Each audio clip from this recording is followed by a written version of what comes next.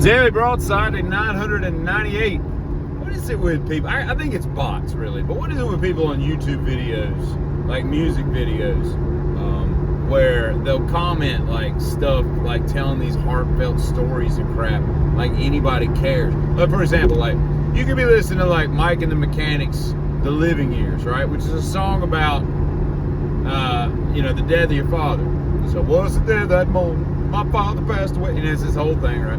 And in the comments, like you're listening to the song, and in the comments you'll see these things pop up. It'll be like, it's 2022 when I lost my father, and not a day's gone by since that. And I'm like, nobody cares. We don't know you. You're like, Junebug24 at Gmail or something. Like, we don't know who you are. Why do people feel that? So it's got to be bots, right? You could be listening to like, freaking like the joy of the joy of my life by Chris Stapleton, right? Went into your bedroom, didn't want to wake you up. You knew you were sleeping. You said, "Come lie beside me." And then it'll be like some dude in there and be like, "I lost the love of my life just 6 short years ago, and not a day goes by that." I'm like, no one cares. I mean, we care because we're humans, but like no one cares. Like everybody forgets you as soon as you're gone. Like no one cares when they don't even know you. You know what I mean? It's just kind of dumb. Let me talk about different strokes, because it takes different strokes. It takes different strokes to the world. Hold on a second. And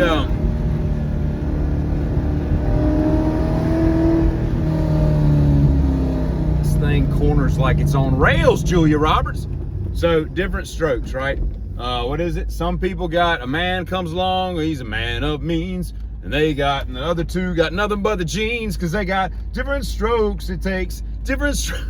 Right? So I was watching the intro to that song. And that song is really sung by Alan Thicke, by the way, of family matters, family ties, not family ties. That's Christopher Gross, Michael Gross. Family Matters is the black family with the Chicago. What's the one with Kirk Cameron? Anyway, Growing Pains. So he wrote that song. It's hot as hell in here. And so I'm watching, and like the lyrics, there's like 3 like lines that whole song are on. But like Conrad Bain, a wealthy industrialist, I don't know what he's doing. He's living in New York, and it's like 30th floor of a high rise. So he's got to have some mega bucks, as they call it. He rolls up in his caddy limo with the window down. He's riding around with the window down. Don't nobody ride in a limo with the window down. Unless they're looking for some Grey Poupon mustard. Ain't nobody ever rolled the window down in other than Jim Carrey, And he gets his head caught in the, that. But look, he's riding around, and it's like he's scouring the inner city for some kids, right? And he finds them playing ball at the park, They're like, what's that park all them dudes came up with, like Skip to Maloo and all, right? Rucker, he's like rolling through Rucker Park in like Harlem or something. Yeah, I think they were from Harlem. And he's like, "Get in the car, boys." And meanwhile, he's got the window down. That dude had gotten rolled so fast riding around down there. Like, that's not where you take a limo, Anyway, he picks these kids up, seemingly like just off the street.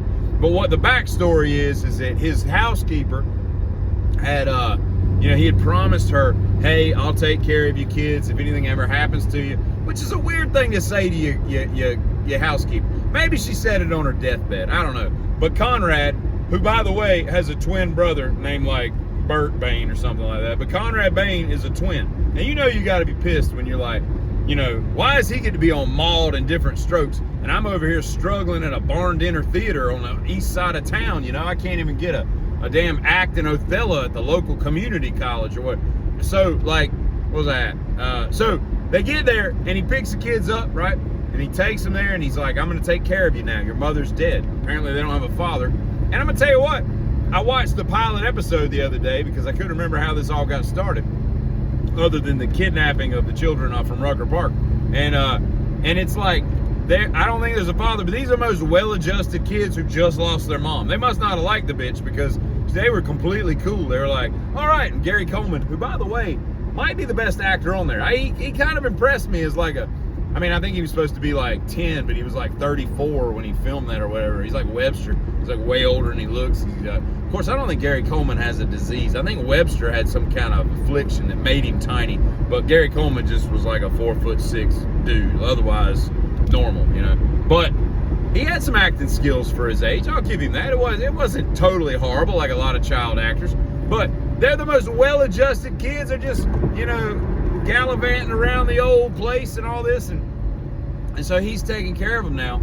And when they get there, they're pointing at the skyscraper they're gonna live in, and all this, and then next thing you know, they're like, he's introducing them. So it's like the first time, and I'm like, is there no kind of like transfer of ownership of these kids through like as wards of the state? You can't just pick up some kids at the basketball court. Of course, it was the 80s. Maybe you could just go down and pick up some orphans at the basketball court and let them live with you in the 30th floor of the penthouse and all. But then you get there, and Charlotte Rae, the mama from Facts of Life, not the mama, the like head nurse, the headmaster, whatever the hell she was, living in that. Why were those girls living in a house with an old lady?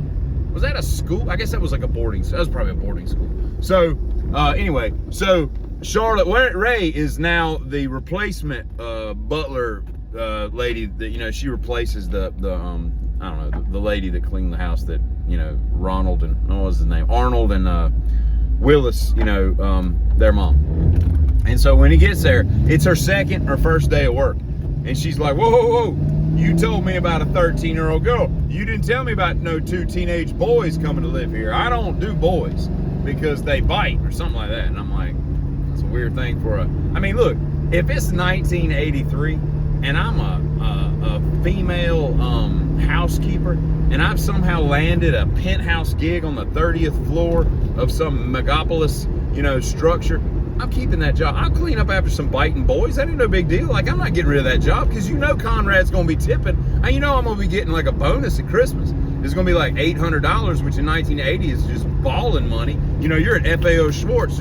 I'll take that big piano on the floor, take that, wrap it up to the house because I just got my Conrad Bain money. You know what I mean? Anyway, all I'm saying is, different strokes. It's got some plot holes, I mean, they put a jacuzzi. He put a jacuzzi in the damn, how heavy those are? You can't, like, who said that the floor structure was big enough to support a jacuzzi?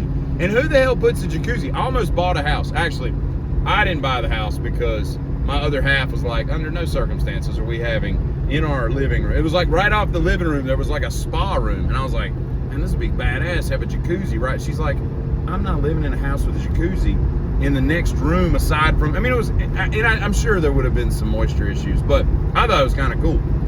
It wasn't in like a screened-in porch. It was like they took the dining room and just put a jacuzzi in there. And I'm thinking like a college kid. I'm like, this is pretty badass, You could have some wicked parties here. And she's like, under no circumstances are we getting an indoor jacuzzi room, okay? And all this. So we didn't get that. But all I'm saying is, I would imagine on the 30th floor with no ventilation, because the room had no windows, it's going to be a mess having that crap in there. But, what are you going to, hey, listen, what are you going to do? You ain't going to do nothing. You're just going to roll on. Because it takes different strokes. Rule the world. I don't know what the hell the words are. Y'all have a great one, Kitty.